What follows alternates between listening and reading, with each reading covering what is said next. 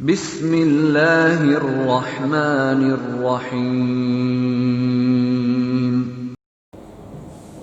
درجہ مولوی کے عزیز طلباء و طالبات، جیسا کہ آپ بخوبی واقف ہیں کہ بہار اسٹیٹ مدرسہ ایجوکیشن بورڈ پٹنہ کی جانب سے آپ کے لیے اس لاک ڈاؤن کی صورت میں بھی اور موجودہ وبا کی کیفیت میں بھی آپ کے لیے تعلیم و تعلم کا سلسلہ جاری رکھنے کے لیے کوشش کی گئی ہے۔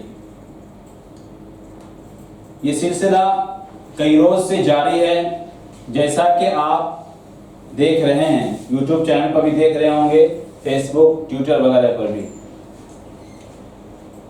آپ کا سبق آج 5واں سبق ہے فقہ میں، اصول فقہ میں۔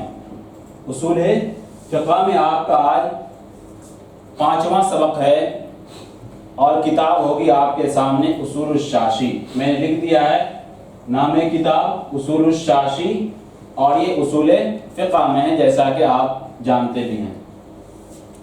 آج ہم آپ کو جو پڑھانے جا رہے ہیں یہ فصل ہے، فصل فی المشترک والمؤول، یعنی آج کی جو فصل ہوگی اس میں مشترک اور مؤول کے بارے میں بات چیت ہوگی۔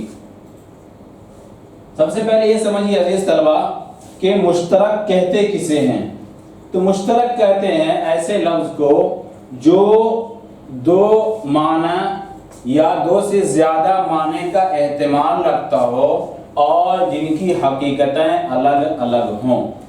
دیکھیے میں نے آپ کے بورڈ پر بھی لکھ دیا ہے عزیز طلبہ کہ مشترک کی تعریف جو لفظ دو یا زیادہ معنی کے لیے وضع کیا گیا ہو اور ان کی حقیقتیں مختلف ہو، ایسے لفظ کو مشترک کہا جاتا ہے۔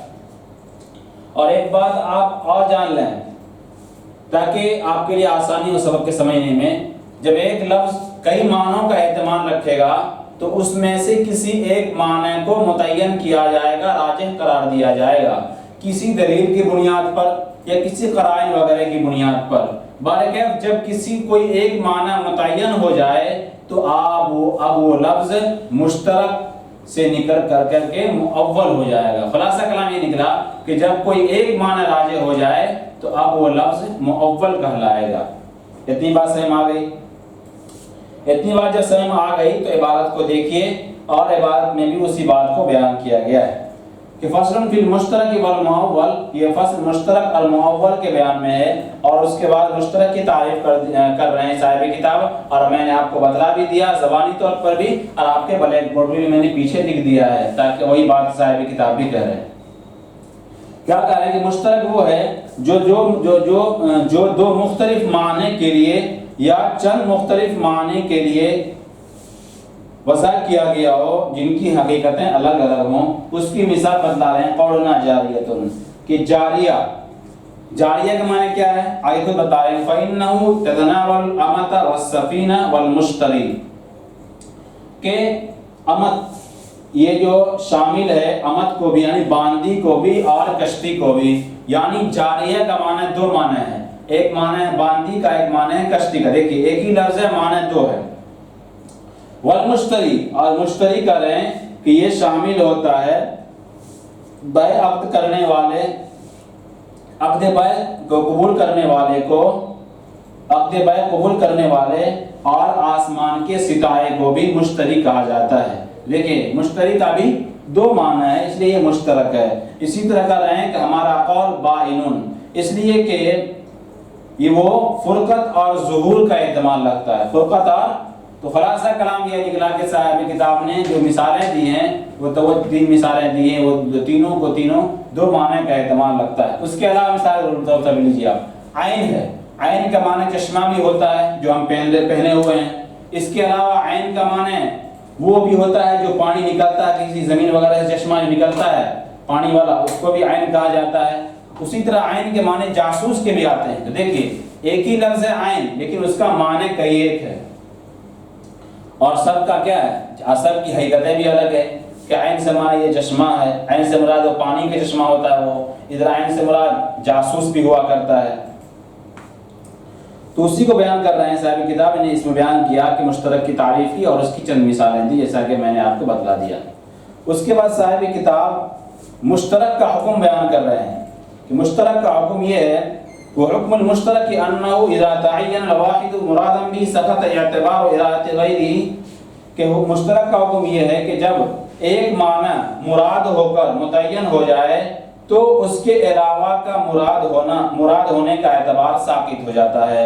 यानी जब मुश्तरक के अंदर, मुश्तरक उसे कहते हैं कि जो दो या दो से ज़्यादा माने का एहतमाल रखे, लेकिन जब कोई एक माना राजे हो जाए किसी दलील की बुनियाद पर या किसी करीने की बुनियाद पर, तो कह उसके अलावा का जो माना होगा यानी उसका वो ख़त्म हो जाएगा। अब वो सिर्फ एक ही माने का एहतमाल रखेगा, बकिया माने का एहतमाल वो नहीं रखेगा।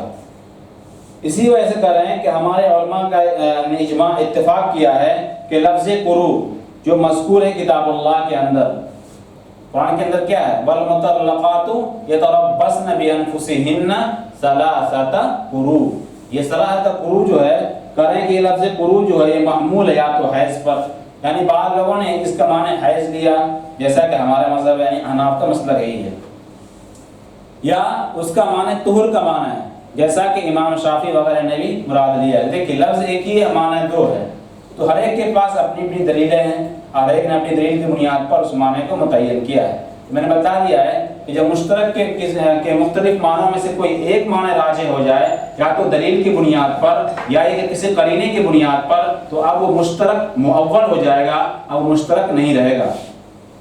उसी को बतलाया गया कि लफ्ज़ कुरू जो मज़कूर है किताबुल्लाह के अंदर वो महमूल होगा या तो हैज़ पर, जैसा कि हमारा मज़हब है, या कि वो तुहर पर होगा, जैसा कि शवाफ़ी हज़रात कहते हैं। तो देखिए जब कोई एक माना मुतय्यन हो गया तो अब वो मुश्तरक नहीं रहा, बल्कि अब वो मुअव्वल हो जाएगा। क्यों? उलमाए अहनाफ के नज़दीक अज़ीज़ तलबा उमूमी मुश्तरक किसी भी सूरत में जायज़ नहीं है। आप इस बात को नोट कर लें कि उमूमी मुश्तरक यानी ऐसा लफ्ज़ पर हम अमल करें जो बैक वक्त कई माने का एहतमाल रखता हो, ऐसी चीज़ अहनाफ के फ़िक़्ह में नहीं मिलता है। इसलिए इस बात को ज़हन नशी कर लें कि उमूमी मुश्तरक किसी भी सूरत में अहनाफ के नज़दीक जायज़ नहीं है।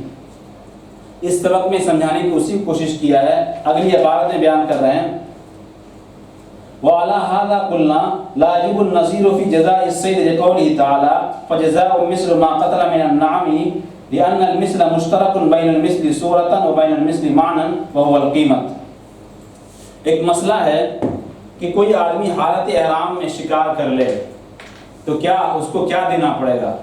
एक आदमी अगर हालत एहराम में किसी बकरी के बच्चे को या हरण के बच्चे को मार देता है तो कुरान के अंदर कहा गया फजज़ाउ मिस्लु मा क़तल, कि उसने जैसा कत्ल किया है उसी के मिस्ल उस पर बदला होगा। तो क्या मतलब है, एक आदमी अगर हरण का बच्चा को कोई आदमी मार दिया हालत एहराम में तो क्या वो हरण का बच्चा ही वो क्या दम में देगा, क्या देगा वो। हालांकि यहाँ पर मिस्ल कहा गया है और मिस्ल का दो माने आता है, एक मिस्ल हकीकी होता है और एक मिस्ल सूरी होता है।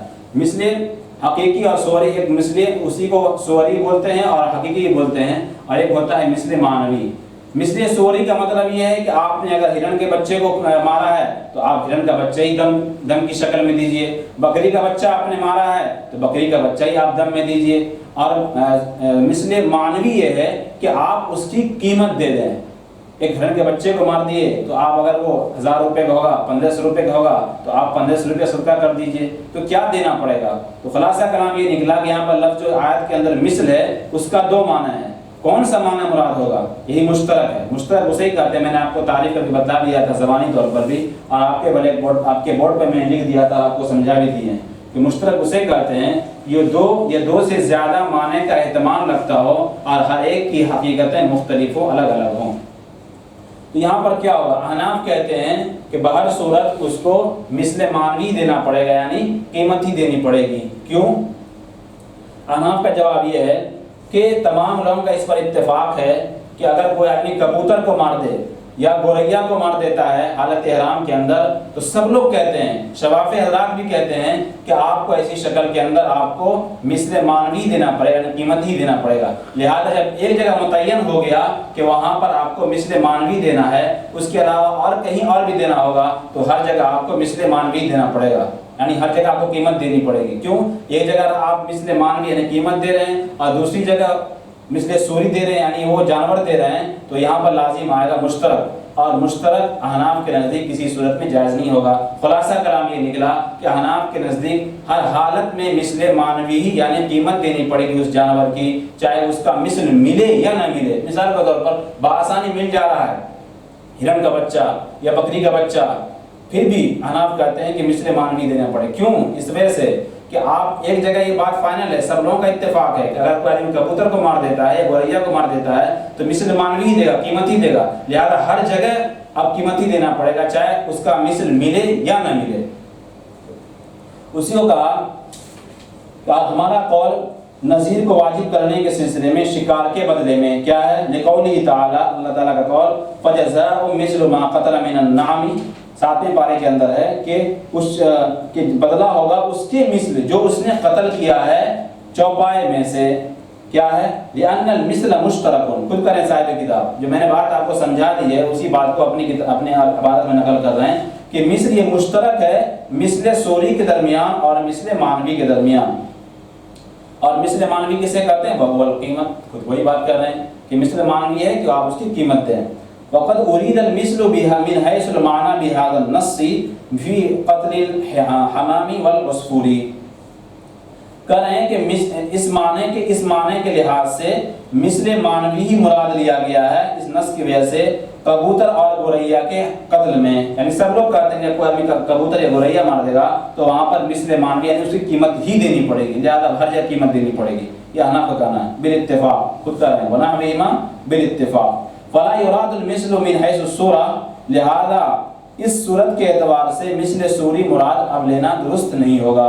کیوں؟ اگر آپ مثل معنوی ایک جگہ تو آپ مثل معنوی مراد لے رہے ہیں، ایک جگہ مثل سوری مراد لے رہے ہیں تو یہ مشترک کا اجتماع کرنا لازم آئے گا، اور میں نے پہلے ہی بتلا دیا ہے کہ احناف کے نزدیک عموم مشترک جائز نہیں۔ اسی کو کہہ رہے ہیں اضلاع عموم المشترک اصلا، کہ مشترک کے لیے عموم بالکل ہی جائز نہیں ہے، فیسقط اعتبار الصورت، لہذا مثل سوری کا اعتبار ختم ہو گیا، لاستحالۃ الجمع، جمع کے محال ہونے کی وجہ سے، یعنی بیک وقت دو معنی مراد لیا جائے جیسا کہ مشترک میں ہوتا ہے یہ جائز نہیں ہے، بلکہ کوئی ایک ہی معنی مراد لینا متعین ہوگا۔ اور جبکہ نص کی وجہ سے جب یہ بات واضح ہو گئی کہ مثل معنوی مراد ہے لہذا ایک معنی متعین ہو گیا، دوسرے معنی کو خود بخود کیا ہے اس کو چھوڑ دیا جائے گا۔